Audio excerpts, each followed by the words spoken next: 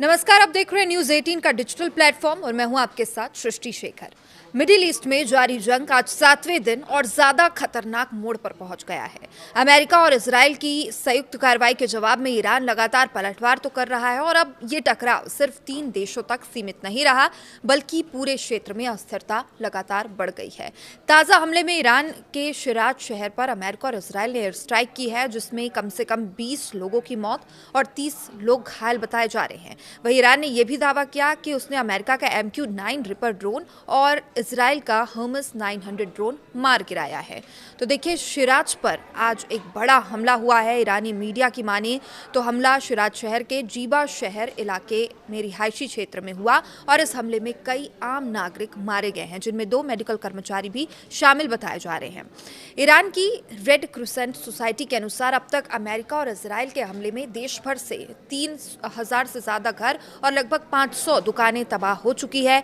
14 अस्पताल और medical centre भी प्रभावित हो चुके हैं इन हमलों में, और इसी के साथ युद्ध का जो दायरा है वो लगातार बढ़ता दिखाई दे रहा है। युद्ध का असर अब पूरे मिडिल ईस्ट में दिखाई देता है।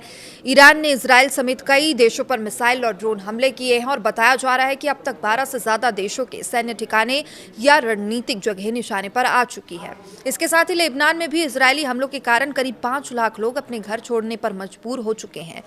ड्रोन और मिसाइल युद्ध का दौर चल रहा है। इस युद्ध में ड्रोन और मिसाइलों का इस्तेमाल बड़े पैमाने पर किया जा रहा है। एक तरीके से बेहद हाईटेक ये मुकाबला नजर आ रहा है। ईरान ने दावा किया कि उसने अमेरिका का MQ-9 ड्रोन और इजराइल का हर्मेस 900 ड्रोन मार गिराया है। वहीं इजराइल का कहना है कि उसने ईरान के लगभग 300 मिसाइल लॉन्चर नष्ट कर दिए हैं, जिससे ईरानी मिसाइल हमलों में करीब 90% तक की कमी आ गई है।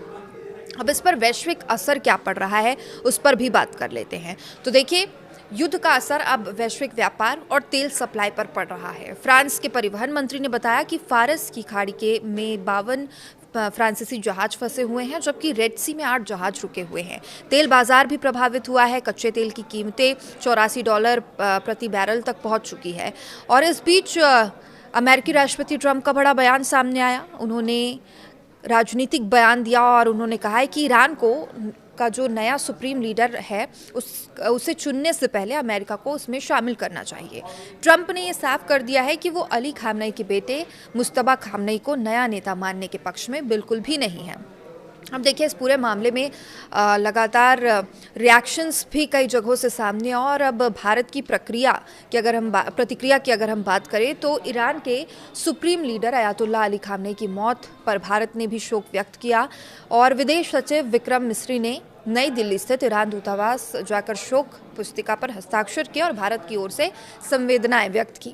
तो देखिए, कुल मिलाकर अगर निष्कर्ष की बात करें तो अमेरिका, इजराइल और ईरान के बीच चल रहा ये युद्ध अब सिर्फ सैन्य टकराव नहीं, बल्कि इसका असर वैश्विक तौर पर, राजनीतिक तौर पर और ऊर्जा बाजार और इसके साथ जो इंटरनेशनल व्यापार है उस पर भी साफ दिखाई दे रहा है। मिडिल ईस्ट में बढ़ता यह तनाव आने वाले दिनों में और बड़े भू राजनीतिक संकट का रूप ले सकता है।